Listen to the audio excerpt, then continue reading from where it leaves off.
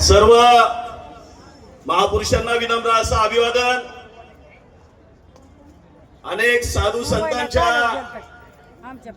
थोर महापुरुषांच्या, अनेक क्रांतिकारकांच्या पदस्पर्शाने पावन झालेल्या या पुण्यनगरीमध्ये आज या ठिकाणी होत असलेल्या या महाआक्रोश मोर्चाचं जे आयोजक आहेत त्या सर्व आयोजकांचा प्रथमतः या ठिकाणी मी आभार व्यक्त करतो।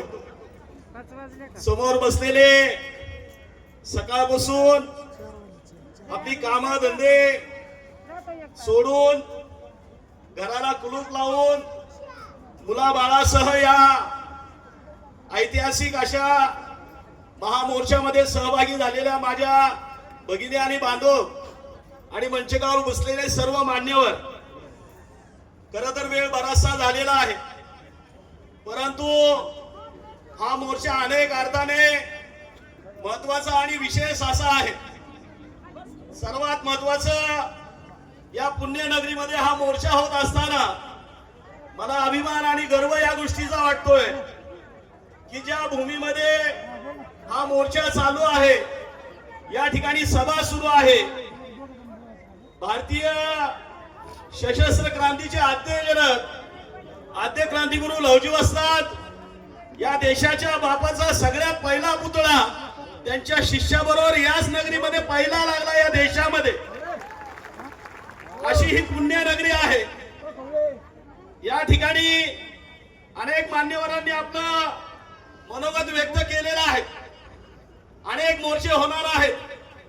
परवा दिवशी 20 तारखेला धाराशिवचा मोर्चा आहे, 25 ला सोलापूर, 28 ला बुलढाणा, 31 ला जालना, 1 तारखेला परभणीचा जिंतूर तालुका आणि 2 तारखेला यवतमाळ जिल्ह्याचा उमरखेड। अशा पद्धतीने मोर्चाची मालिका सुरू आहे। अमित भाऊ, सुनीलराव कांबळे, दिलीपराव आहेत या ठिकाणी।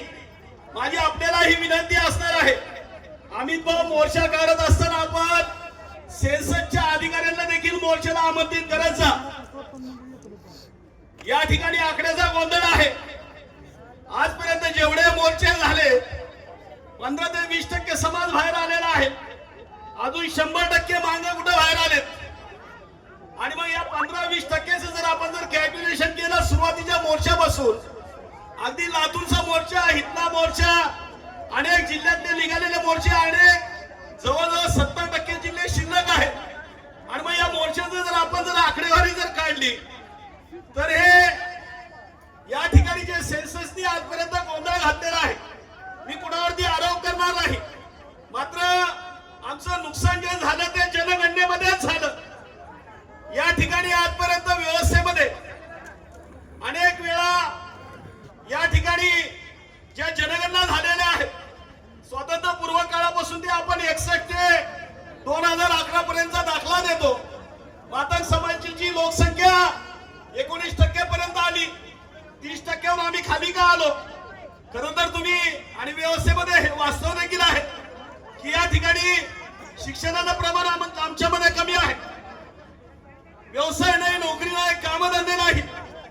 आणि मग अशा परिस्थितीमध्ये आमची संख्या कशी घटली, आमचा जन्मदर कसा कमी झाला, हा फार मोठा या ठिकाणी संशोधनाचा विषय आहे। मात्र आता सेन्सस सुरू आहे। माझी तमाम सर्व समाज बांधव भगिनींना, आयोजकांना, मान्यवरांना सर्वांना विनंती आहे, हात जोडून कळकळीची विनंती आहे, फेब्रुवारी महिन्यामध्ये जातीची गणना होणार आहे।